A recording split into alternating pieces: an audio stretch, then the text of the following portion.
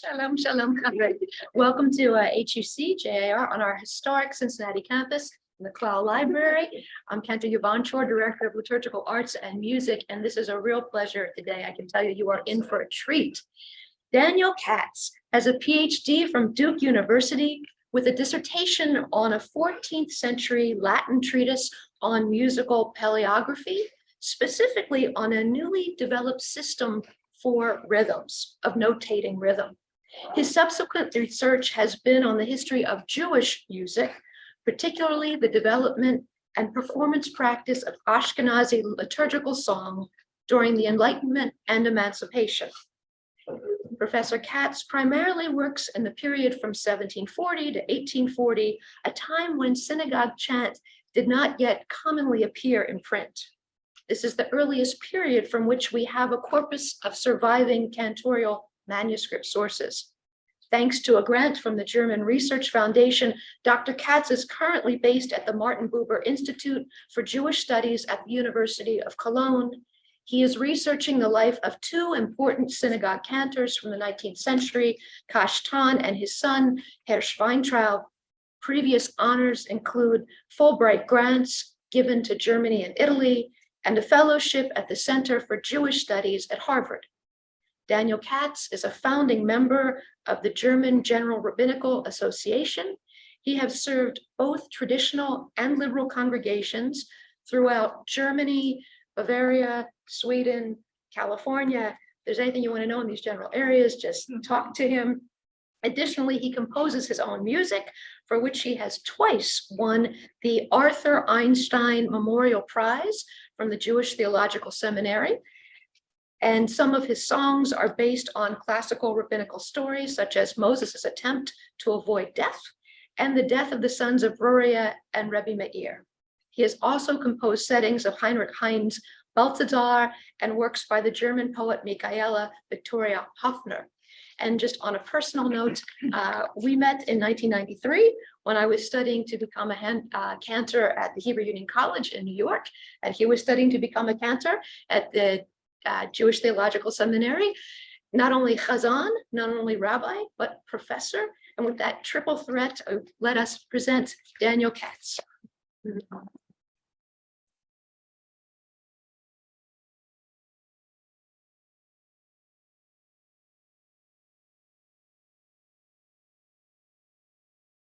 Thank you very much, and welcome to the early 19th century.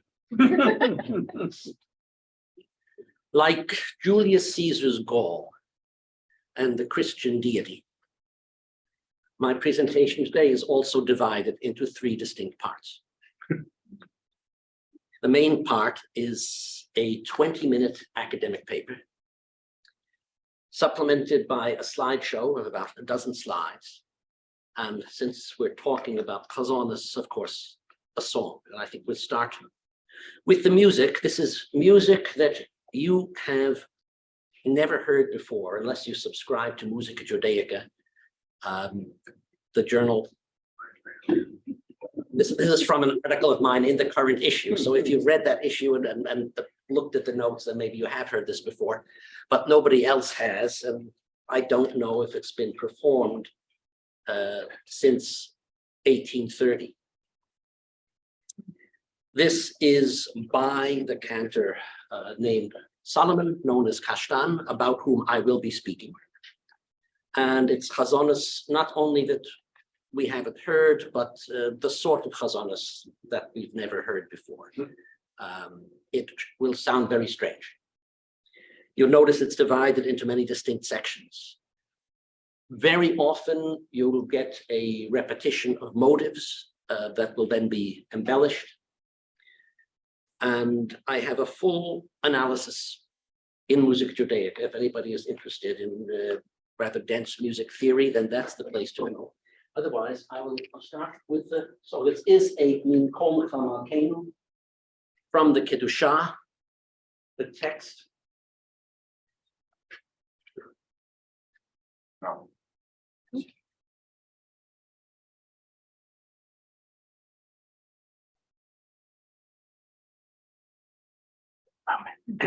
The text has not been underlaid in the manuscript.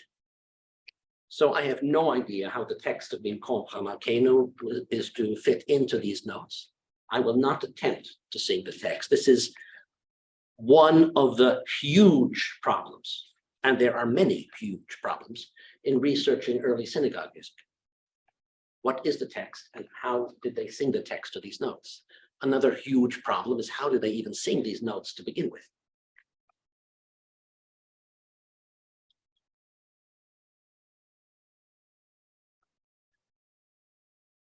And as soon as we get the notes, there we are.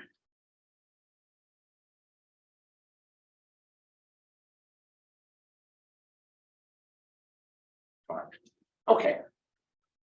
And for Egyptologists, we even have a sun disk or something comparable here.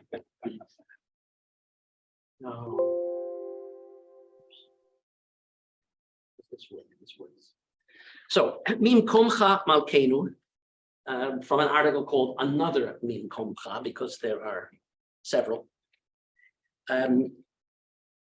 by Kashtan.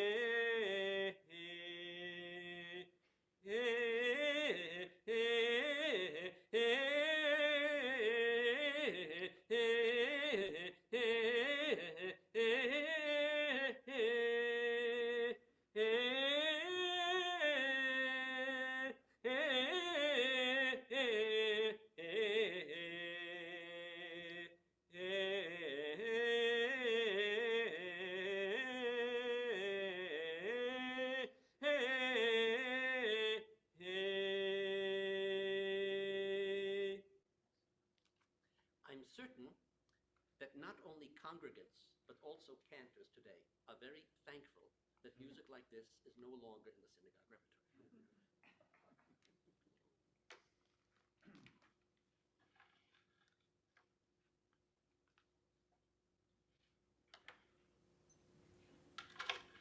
Manuscripts with musical notation for Gregorian chant survive from around the 9th century.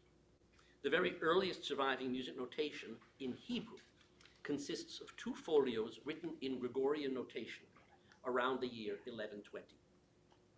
However, we do not have a repertory of composed Jewish music until the 17th century. And we do not have a corpus of cantorial manuscripts until the second half of the 18th. Some of these manuscripts give notational or verbal indications for the participation of one or more additional voices besides the cantor. These additional singers were already mentioned in the early 17th century by Rabbi Leon of Modena, and were described somewhat satirically by Charles Burney in the 18th. Now, these singers most frequently include a male soprano and a bass, and are known collectively as mishorarim. The singular is mishorer. The mishorarim functioned as musical assistants or apprentices to synagogue cantors. By the mid to late 18th century, it was customary for cantors to sing with the accompaniment of these assistants. And an aspiring cantor would first become a mishorer for a cantor who served as his mentor. Eventually, he might become independent. When he became a cantor in his own right, he would acquire mishorarim of his own.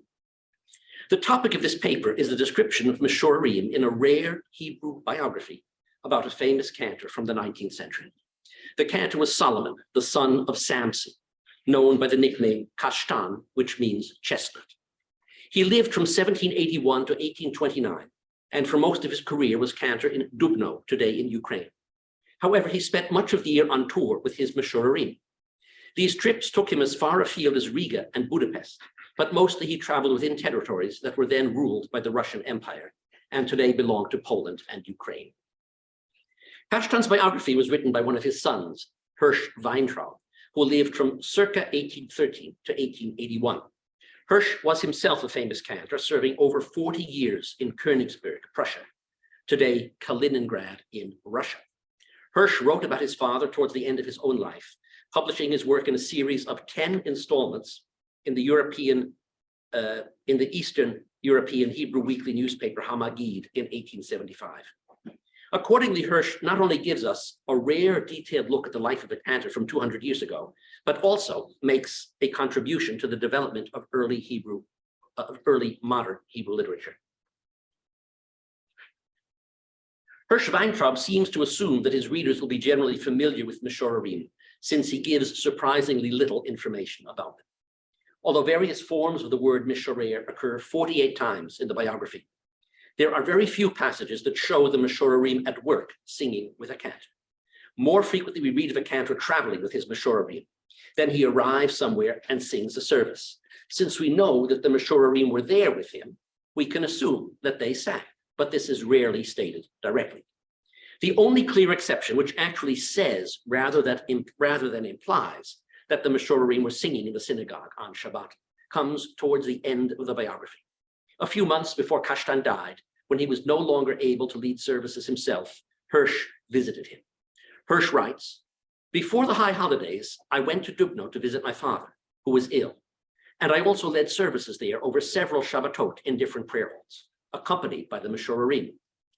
Here we don't have a description of what was sung, but just a report of the fact that Hirsch sang together with his father's mishorarim.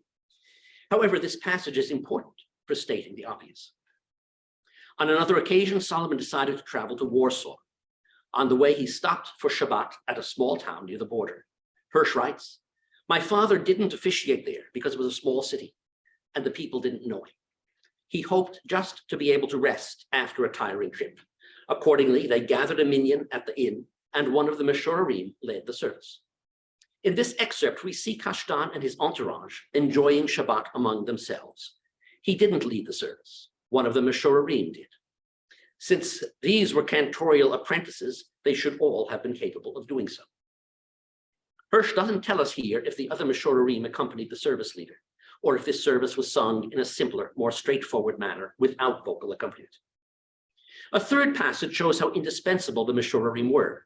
Solomon and a close friend had traveled to Kiev on personal business that had nothing to do with the synagogue. When members of the local Jewish community in Kiev discovered that he was there, they quickly invited him to lead services. He immediately wrote home to his wife, asking her to send the Mishorarim and also Hirsch to join him there in Kiev. He does not seem to have considered the possibility of leading services without them, even when invited unexpectedly and at short notice. Although this story does not show the actual performance of the Mishorarim in the synagogue, it clearly conveys Kashtan's intent to have the Mishorarim sing with him on Shabbat. Similarly, when Kashtan visited the Polish city of Płock, Hirsch's description of the Saturday morning service leaves out the Mishorarim, even while mentioning 3 specific liturgical compositions that Kashtan sang. Since we know that the Mishorarim were there, we can deduce that they sang. A cantor would hardly have gone to the trouble and expense of traveling around with Mishorarim if he didn't plan to make use of them. The evening before, on Friday evening, Hirsch does mention Mishorarim in a completely different context. Following Polish custom, the local cantor had led the Friday night service in Płock. Unfortunately, he tried to show off by assembling as many singers as possible to serve extemporaneously as his Mishorarim, even though they had never worked together before and obviously would be unable to function coherently as an ensemble. This would have been bad enough if they hadn't all been trying to outdo each other at the same time. Hirsch's description of this service is a delightful satire that mocks the local cantor's vanity and lack of professionalism. In this case, we do see some Mishorarim at work in the synagogue, but this is not a professional performance. This story shows rather what Mishorarim should not be doing instead of what they ought to do. Although the Mishorarim are generally referred to as a group, occasionally a specific Mishorer is profiled. Altogether, there are 4 individual Mishorarim who play a special role in Kashtan's biography. And in all 4 cases, the relationship between Mishorer and cantor was particularly close. The 4 Mishorarim are Kashtan himself, who became a Mishorer at the age of 9. Kashtan's younger brother, Nochem Leib, who became one of Kashtan's own and one of his very first Mishorarim, and 2 bass singers who sang with Kashtan for many years, Yitzhak Leib and Kashtan's cousin, Mordechai Katz. The apprenticeships of these singers did not overlap, and at least in the course of this biography, no group of Mishorarim has 2 members who are featured at the same time. Since the biography discusses Kashtan's life chronologically, we get to see him first as a youthful Mishorer, and later as an independent cantor with his own Mishorarim. As a Mishorer, Kashtan studied, traveled, and lived with a mentor known as the lame cantor, since he was lame in one foot. A warm personal relationship developed between him and Solomon, and it was he who bestowed on Solomon the nickname Kashtan, which may have been influenced in part by the color of Solomon's hair, yellow, according to Hirsch, but primarily reflected the cantor's love for his young Mishorer. Perhaps it is fitting that the cantor who gave Solomon the nickname, under which he became famous, is himself not called by his real name in the biography, but called either the lame cantor or the cantor from the city of Mogilev or Molev, now in Belarus. It is clear that Solomon's exploits as a Mishorer were not typical. He quickly became the protege of a Russian government official in the city of Kamenets-Podolsk. The official, a member of the famous Narishkin family, wanted to send Solomon to St. Petersburg to study formally. Solomon visited Narishkin at home almost daily to sing for him and his guests, for which he was amply rewarded. The young Solomon's stature in the Jewish community was greatly increased when he used this connection to induce Narishkin to grant freedom to a prominent local prisoner. On the other hand, what was usual about Solomon's apprenticeship was his participation in the seasonal tours that were not only a regular feature, but one of the highlights of cantorial life 200 years ago. Cantors such as Solomon's mentor, and later Solomon himself, would spend the summer traveling around the country together with their apprentices, stopping in different towns and cities to officiate as guest cantors over Shabbat or on festivals, and to give private performances on demand during the week. These tours were at once both stimulating and exhausting. Travel was not an easy undertaking 200 years ago. Yet Solomon owed much of the success of his career to the tours he took, both as a young Mishorer under the guidance of the lame cantor, and later as an established cantor touring with his own Mishorarim. In an epoch without mass media, touring was a good way to become known to a wider audience. When Kashtan's apprenticeship ended, and shortly after he married, apparently at the age of 14, his younger brother Nachum Leib came to him as one of his first cantorial students and as a missionaire. He was neither Kashtan's first nor only missionaire. Hirsch writes, Kashtan took his younger brother, Nachum Leib, and taught him how to sing. He became his missionaire together with several men, a bass missionaire, a tenor, and a fistel zinger. A fistel zinger was a man who sang in a high range in falsetto. Accordingly, Hirsch seemed to be describing a trio of bass, tenor, and falsetto singers who accompanied Kashtan and were supplemented by his brother. This is the only hint of the size of Kashtan's ensemble, whereas the story of the Friday night catastrophe in Płock shows that 24 meshorarim were too many. This trio, even expanded to a quintet, may have been a relatively small group for its time. Cantor Aaron Friedman, the chief cantor in Berlin, remarks in his 3-volume set of short cantorial biographies published between 1918 and 1927, every middle-sized or even small community would have 5 or 6 meshorarim in addition to the cantor. Perhaps Kashtan hired more singers as his career progressed. It is also notable that Hirsch mentions a tenor. In my research so far, I have not seen any cantorial manuscripts with passages marked for a tenor. A musicological catalog that systematically lists meshorarim markings does include some for tenor, but very few. Kashtan and his brother Nachum Leib remained close throughout their lives. Kashtan thought so highly of him that aside from his own musical compositions, he never sang works by anyone else except his brother. Nachum Leib became cantor in Berdichev and died in 1829, just a few weeks before Kashtan himself. The bass singer, Mordechai Peretz, was the son of Kashtan's uncle.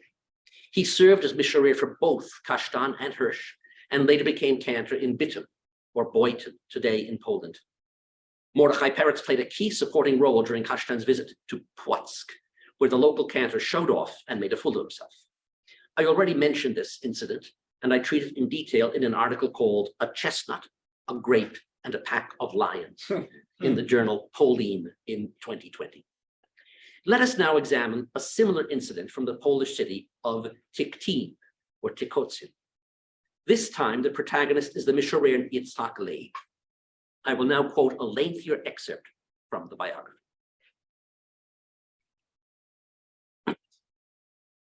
Hirsch writes, one time, Cantor Aria Volkomirer came to Tiktin and announced, I am going to reduce the glory of Cantor Kashtan a little. He went to the community leaders and asked to be allowed to lead the morning service on Shabbat, and my father would lead the additional service. Then he could show off his own strength as a singer and compete against the greatness of my father. When my father heard this, he sent to the community leaders to tell them not to allow it, because it would be a desecration of the name of God to turn the synagogue into a theater. If his intentions are to have a disputation with me in the science of singing, then please let him come to my house, and each one of us will sing in front of the other, and the listeners will say whose beauty and splendor is more pleasant. But something like this should not take place in a synagogue. In the meantime, the bass singer Yitzhak Leib went to the rabbi's house and asked him to send to Cantor Aria Volkomirer and invite him over to sing for him. He himself would hide in a nearby room together with 2 more mishuravim in order to listen to the cantor's melodies. The rabbi agreed to this request and sent for Cantor Aria and the mishuravim. He asked the cantor to sing him a song. He started to sing the Kedusha in the form of a dance with variations. The bass singer Yitzhak Leib and the 2 other singers who had hidden in the room heard this, but remained quiet and stayed still. When the rabbi asked for another song, the cantor sang Lechuna Ranana from Psalm 95 in the very same way. Again, the Meshurim and Yitzhak Leib stayed quiet. Finally, the rabbi asked if he would sing something from the liturgy of the Rosh Hashanah, of Rosh Hashanah or Yom Kippur. And once again, he began to sing with variations and coloratura, since he had a very good coloratura. And as he started to sing the 3rd song, the bass singer Yitzhak Leib, who by nature was a jolly man who liked to have fun and fool around, opened the door of the room, and together with the 2 other meshuravim, danced in like someone who had drunk too much wine, They passed in front of the rabbi and the cantor with incredible dance moves, shouting, "Hooray!" like drunkards. And he said to the cantor, "Are you the one who said you would reduce the honor of my cantor, Solomon Kashtan, who is famous in all corners of the earth, with dancing songs that would have their place in a house of gaiety and debauchery?" And he execrated him until the cantor was panicked and took fright. His face fell, and he could not regain his composure. Then Yitzhak Leib yelled out in a loud voice, "Now the time has arrived for you to come to my cantor." And many people who had gathered there seconded his words. He didn't really want to go, but the crowd pushed him along, and he was forced against his will to go to my father's house. The Meshurim ran ahead and hurried to my father to inform him of the scheme of Yitzhak Leib, and advised him that he was on his way with a large crowd of people. When they reached his house, Cantor Aryeh sang his songs against his will, for the crowd insisted on it. Then the bass Yitzhak Leib started to sing in his strong voice with his wonderful coloratura. After that, my father sang new compositions in his strong, sweet, and pleasant voice, and everyone was enthralled and repeatedly called out, "Bravo!" Cantor Aryeh was terrified and amazed, and he arose and bowed down in front of my father, acknowledging that he was the very best cantor of all. Then he went back to his lodgings with his Meshurim and immediately sat down in his carriage to travel home. End of quote. Hit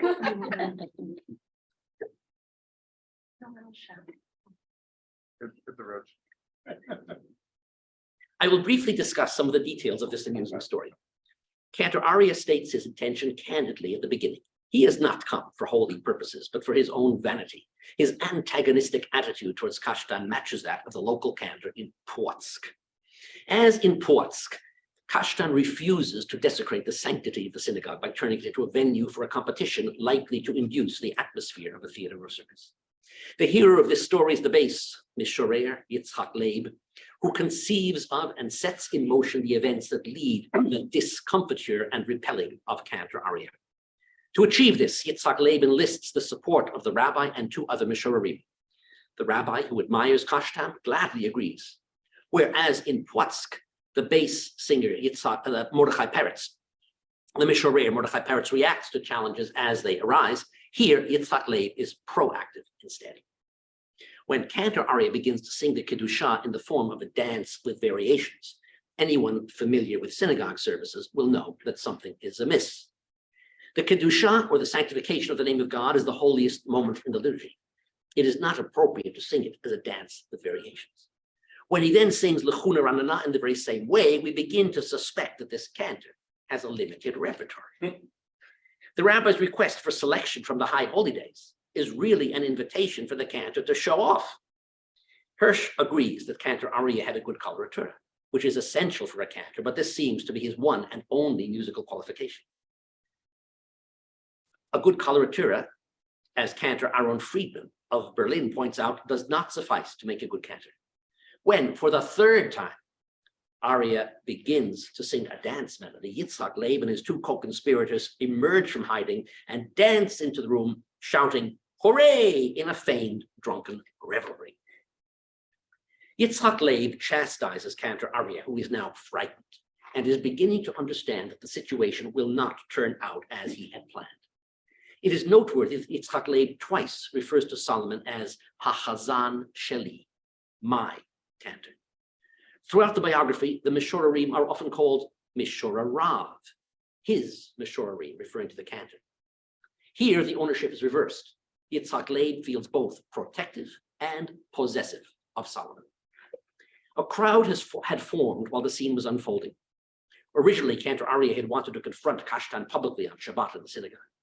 Now, ironically, he would rather avoid the confrontation altogether, and it is the crowd itself that pushes him along and forces him to go to Kashtan's house and sing there. Hirsch tells us twice that he is doing this against his will. The denouement comes quickly. Cantor Aryeh sings, then Yitzhak Leib sings, another example of a Mishorer singing, although not on Shabbat, and this time as soloist. And finally, Kashtan sings. aria is both scared and enthralled. Unlike the cantor in Poitou, who never recognized how poorly he had performed and who later avoided a direct confrontation with Kashtan with the excuse of an upset stomach. Cantor aria admits defeat and concedes graciously. In an unexpected gesture, he bows down before Kashtan and proclaims him the very best cantor of all. Then he leaves. Not only does he go back to his inn, but he immediately sets out for home. Kashtan's superior singing had driven him out of town. The very last sentence in this episode says that Cantor aria went back to his inn with his mishurari. Implicit, but once again not explicit, is the likelihood that this singing competition was accompanied by mishurari. Perhaps Yitzchak Leib was not accompanied, for in another passage, Hirsch tells us that he liked to sing alone. To conclude, Hirsch Weintraub's biography of his famous father, Cantor Salomon, known as Kashtan, gives us rare access to the life of an Eastern European cantor 200 years ago. Among the professional, but also private scenes that we are privileged to experience are several interactions with mishurari, the often overlooked and mysterious singing assistants, who are so typical of cantorial music in this period and whose help was so indispensable during synagogue services, as well as behind the scenes. Now we return to the slides. This we've already dealt with. Can you give me just a second to share the screen?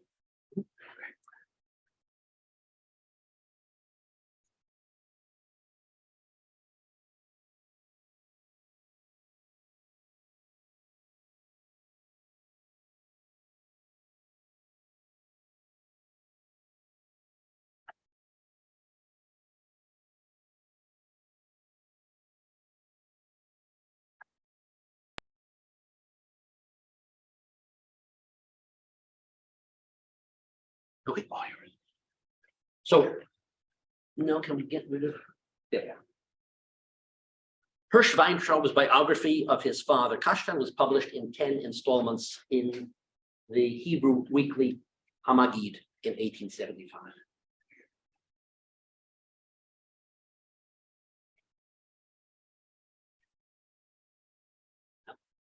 Maybe we're stuck in 1875 for the rest of them. Here we are. This is a manuscript from the Birnbaum collection here at Cincinnati at HUC. And this, what's marked, well, number 18 in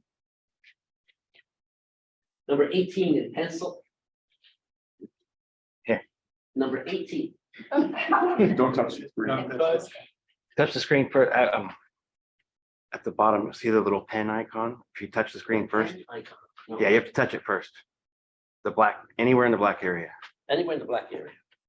No. With your finger. Sorry. Now do you see the pen icon? Then laser pointer. Okay. We'll try again.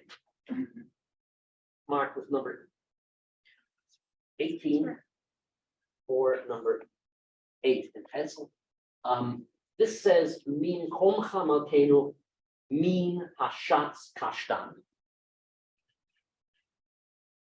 And this says adagio gusto cum preludio, which should of course say justo. One would think. I discussed this in my article in Musica Judaica. And preludio holo noir or polonaise. I'm not really sure it's an A or an O. Anyway, this is the manuscript of what I sang at the beginning of the presentation. This is what it looks like. And the only Hebrew is here. It says the eneno tirena. Eneno spelled with an ayin, but with an aleph rather instead of an ayin. And I decided this is not text that is underlaid. Why would he underlay 2 words of text? Well, sometimes that happens, but I think it's a section heading together with the allegretto. That is Hirsch Weintraub from a newspaper article in the. I'm not sure what the date is. He died in 1881. In 1859, Hirsch Weintraub published 3 volumes of music. 2 of his own, either music that he himself composed or that he arranged, and 1 volume of his father's music, which he said is an historical curiosity, but he thought it was important enough to publish it. So that's how we get a large amount of Kashtan's music. I'm trying to find it here in the Birnbaum collection. So far, 3 pieces have been cataloged in RISM, and I have published 2 of them.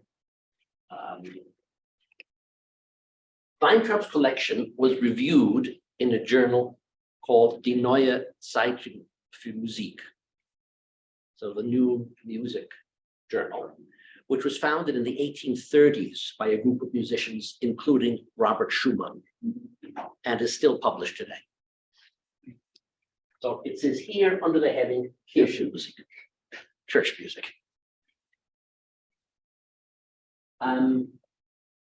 This is Weintraub's signature. H. Weintraub, Cantor, spelled with a C.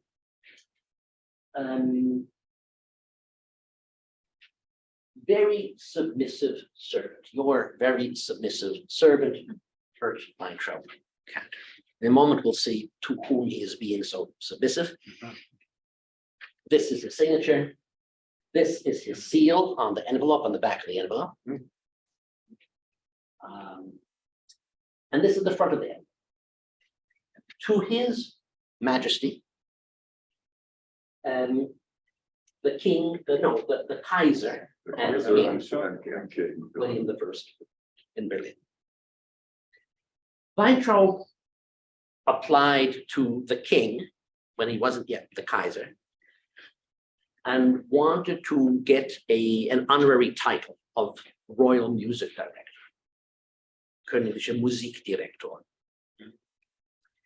Instead, the Kaiser gave him a small gold medal. The small gold medal is the type of gold medal that musicians got. I don't know what happened with who got the big gold medal. But Weintraub didn't want the gold medal. He wanted the title music director, which Lewandowski got. And so he applied again. And he sent his music publication along. This time, the king had become the Kaiser. And he sent his publication with a composition, Psalm 72. Now, Edward Birnbaum has a handwritten catalog of the Weintraub section of the Birnbaum collection. And on one page, he lists Psalm 72. This is, unfortunately, it's part of his catalog where he lists how many voices and which voices are used in which pieces, if it's soprano, alto, tenor, bass, or whatever it is. And he has 72 down there. He does not say in which manuscript Psalm 72 is to be found in his collection.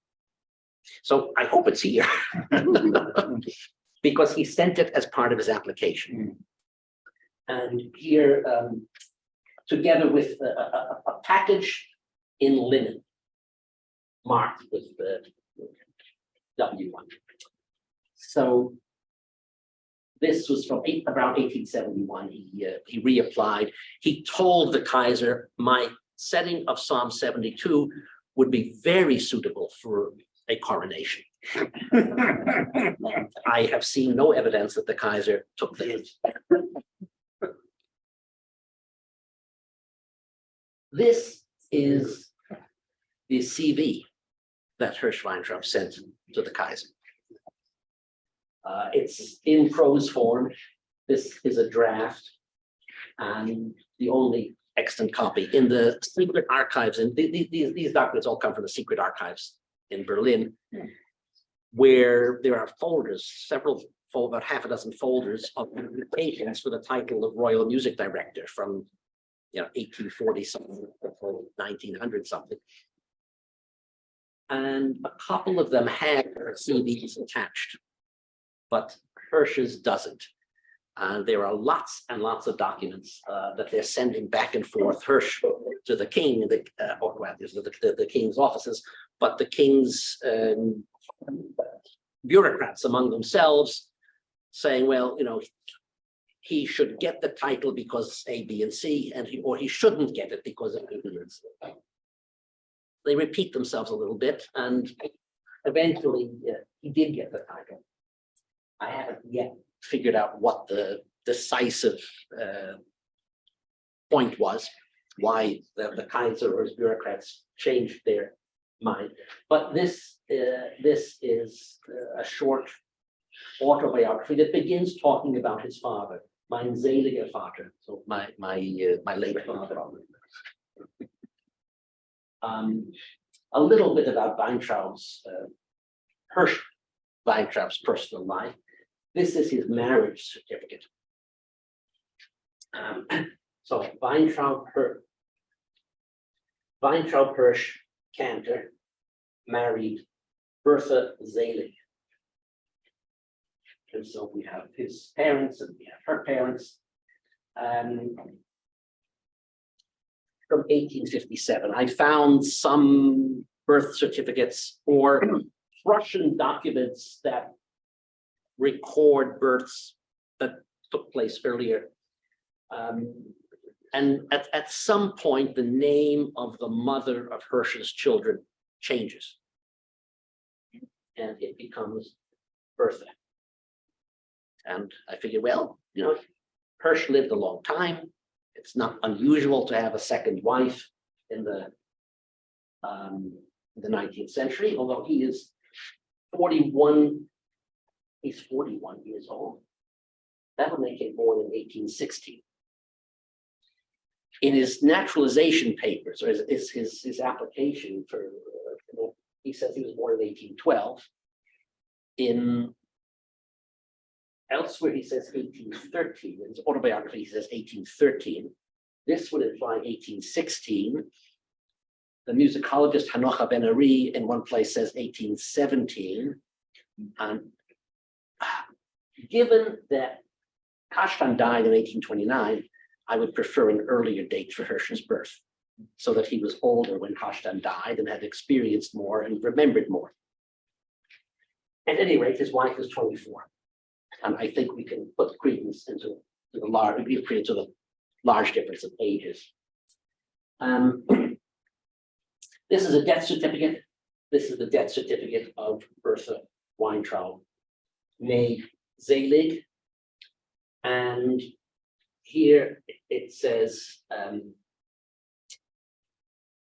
die Musikdirektorswitwe. So that Hirsch eventually got this title was a big deal, big enough to be mentioned. She was not just the widow of Cantor Weintraub, but the widow of the music director. And then I found this. This is the death certificate of Flora Weintraub, who was the wife of Cantor Hirsch Weintraub. In other words, Hirsch Weintraub's first wife did not die before he married his second wife, but they were divorced.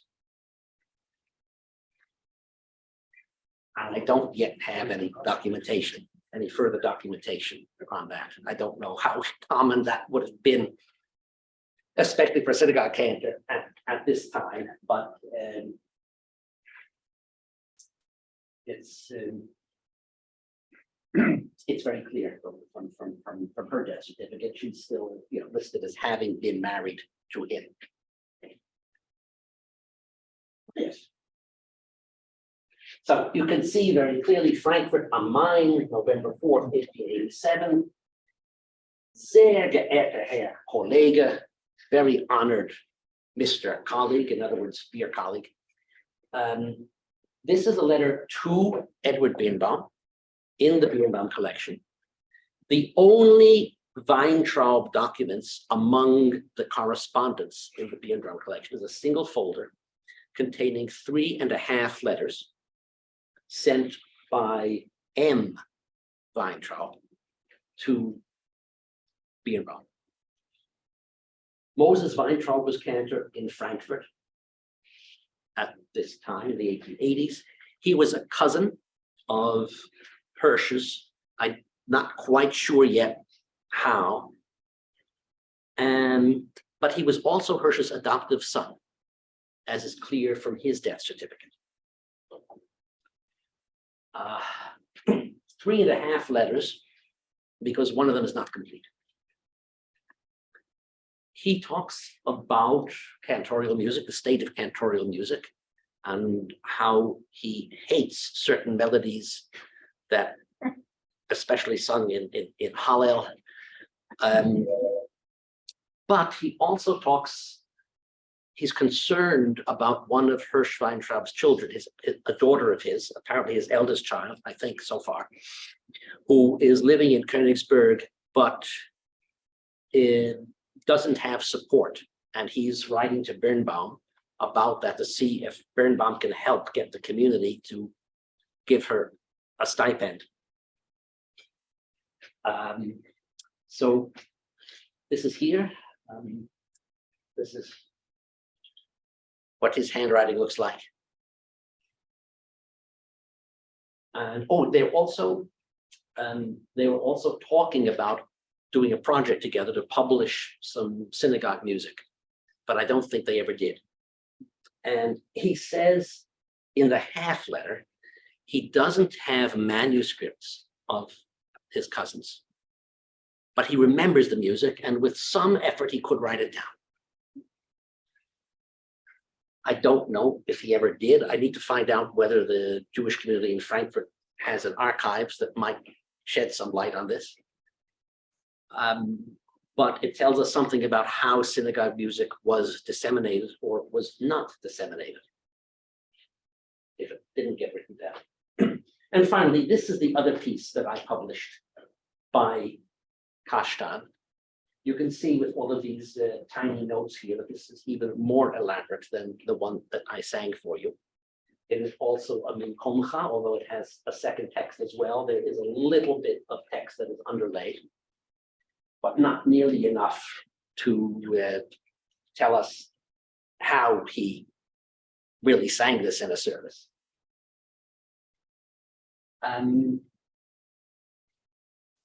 So this is here's another idea of what the music actually looked like. So that is the current state of Kashtan and Weintraub research. And I thank you all for coming and for your attention. If there are questions, I will attempt to answer them. Yeah.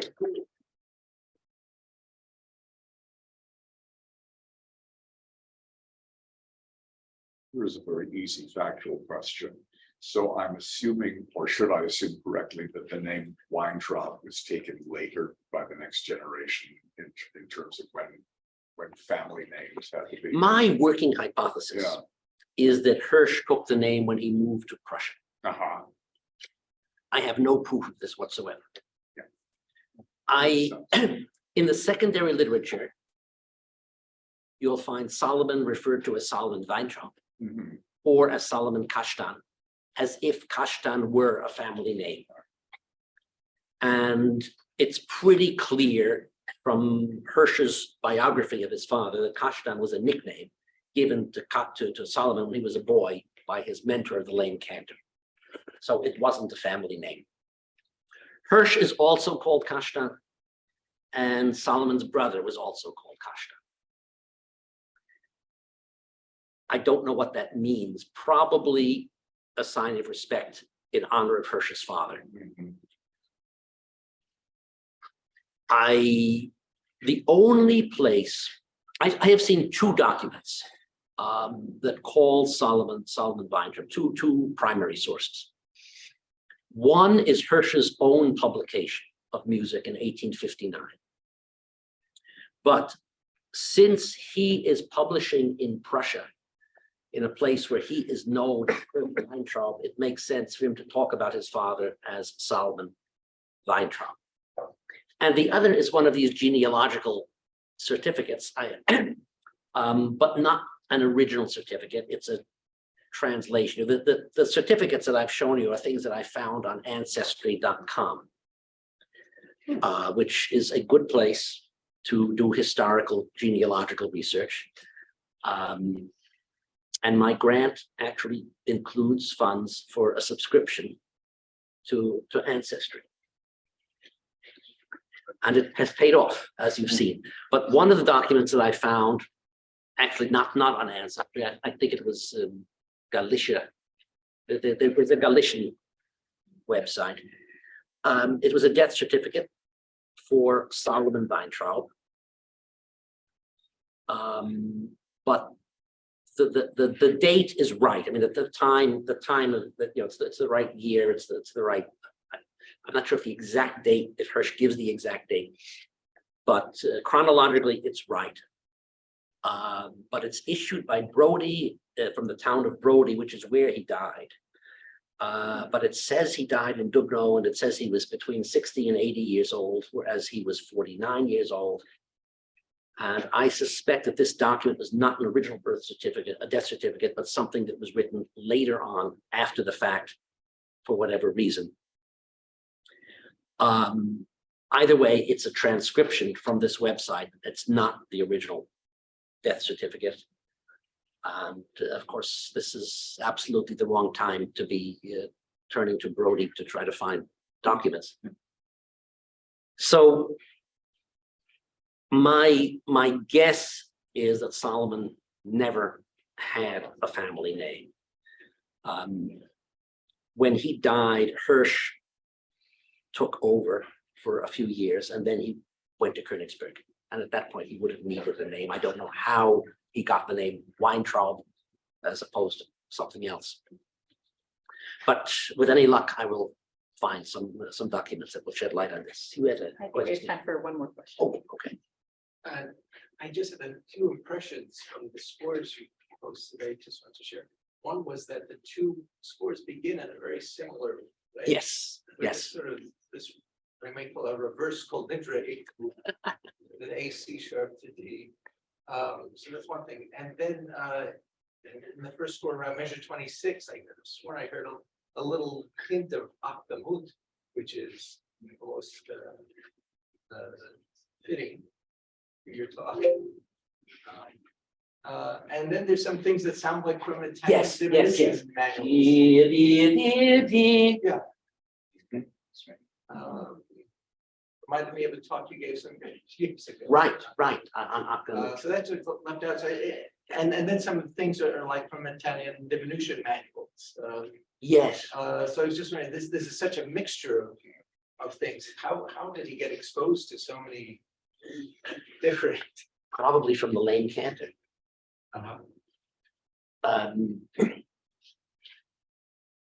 Without seeing more music, I have no idea how typical this is. I can say this looks nothing like what Hirsch Weintraub published of his father's music, which is more choral, with solo passages, but nothing as elaborate as this.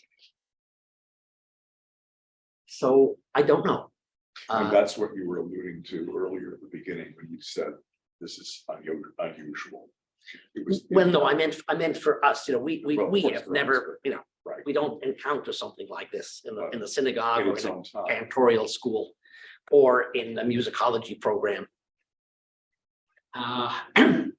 So, yeah, I mean, one problem is getting the music, going through the Birnbaum collection and just finding what is there by Kashtan.